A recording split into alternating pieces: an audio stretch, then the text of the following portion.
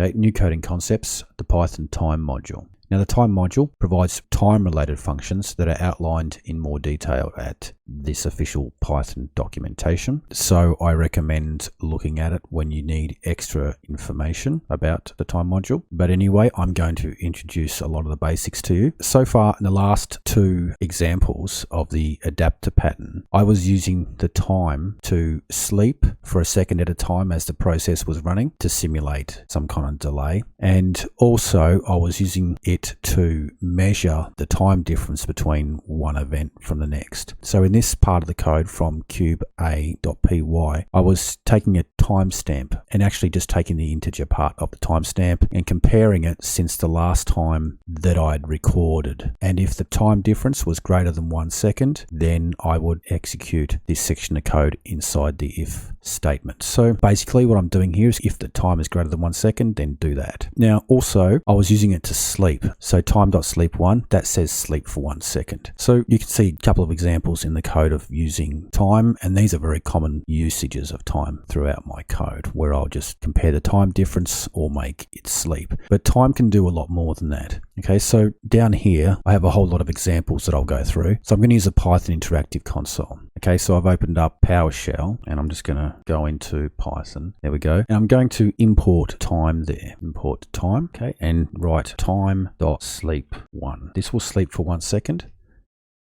And then it gives me the prompt again. Okay, let's try that, but with 5 seconds.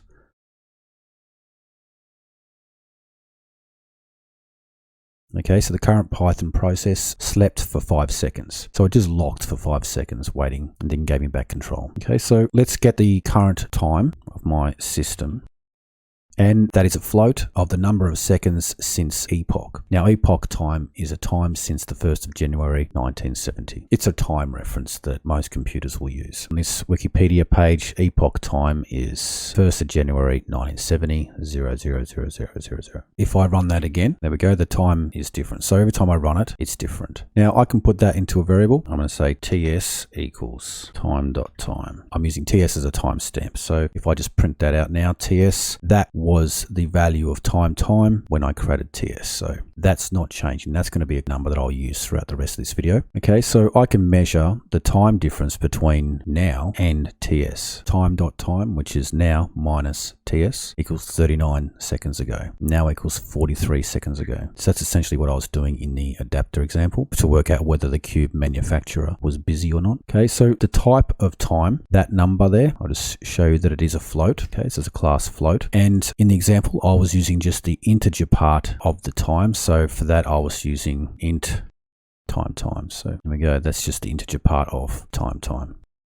Now you can print out time as a human readable form that we're more used to seeing, and that's using C time there. So time, C time, Friday, March, etc. 2021. I can print out the C time for the epoch, which is 0, Thursday, Jan 1st, 1970, or I can print it out for any number I've stored somewhere else, or even a timestamp that I recorded before at 9:46. Okay, so I can also change the formatting of that output there by using these different directives here, %A, %D, hour, minute, second. There's more information here on this official time documentation page. These are directives. %A, locale's abbreviated weekday name, locale's full weekday name, H, hour, etc. as a 24-hour clock. So let's print that. We can see here that by default the year is there, but I've moved the year down to there. So we can also do other things as well, like put separators in if I like. There we go, Friday -12 March. Very good. Now, one thing to note, the time string f time function, we can override the time that we're custom formatting, but the second parameter needs to be a tuple or a struct time. So for example, time.gm time, like so. Now, time GM time is the time expressed in seconds since the epoch as a struct time. Okay, so let's look at that. So if I was to type time GM time, like so. It's come back as a struct. That's not the same as the integer or the float that I was using before. So if you want to pass in a custom time value to string f time, it needs to be in a struct format. Just a little bit more about the time struct before I demonstrate that. If I want just one portion of that GM time or that struct time there, I can say give me 0, which is the year 2021, give me the value of position 2, which is 12, TM day 12, or I could say give me one of these key values being the time weekday there. 4 is a Thursday, or TM year day, the 71st day in the year.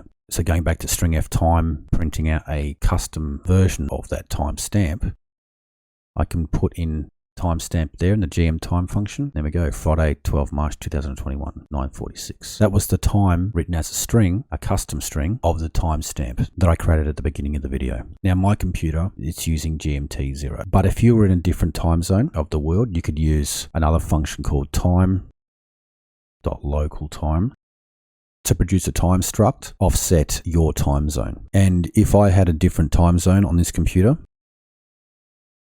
then that would produce a time based on my current local time. But I'm using Windows and I don't want to change the time on my clock because it will affect other programs. For this next section of the video, I'm going to use Linux, which when I start the Python interactive console will allow me to change the time zone for this session only. Okay, so for that, import time and OS. Okay, so I'm going to get the current time zone for my server here. So time.timezone is 0. Now this server is actually in New York, which is a different time zone than GMT 0. But on my servers, I always use GMT 0 or UTC because I think it saves a lot of problems. I consider local time zones to be a client problem, not a server problem. Anyway, so let's look at the time zone name for my server in New York, and it's UTC. UTC is Universal Time Coordinated. Now, if you're going to run systems that need to work internationally, I recommend using UTC, and any locale specific date times should be handled by the client, not the servers. Okay, so let's print out a custom format of a particular time as a number, 1234566.789. Okay, so time.localTime, string format time, a custom string format of a particular time that I've created. Okay, Friday 2nd of Jan 1970. That is written offset UTZ, which is 0. If I was to add a %Z down there, we see plus 000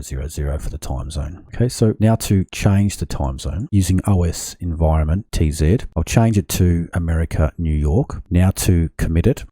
Now to reprint that out, it's now using EST-EDT. So time zone, time zone, 1800. So let's do that line again, this string f time up here, and compare the difference. There we go. So Friday 2nd of Jan 1970, 5:17:36 versus 10:17:36. So my local Python session is using America, New York time, EST-EDT. And to show you that this only affects just this current Python session, I'm going to exit it, okay, and just re-enter it again, Python, and import time, and write time.tz name. It's back to UTC. Excellent. Okay, so for different time zones, visit this Wikipedia page and you can get a time zone for your region. Now, if you're using Windows, you can change the time zone using the tsutil command. Now, I don't recommend using that if you have applications running on your Windows server already, since it will affect the system time globally. Okay, so a Windows command prompt, tzutil/g,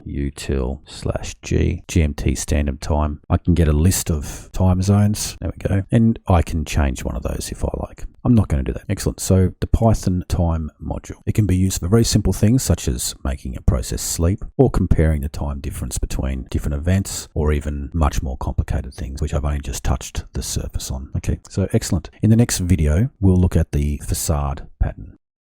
Excellent.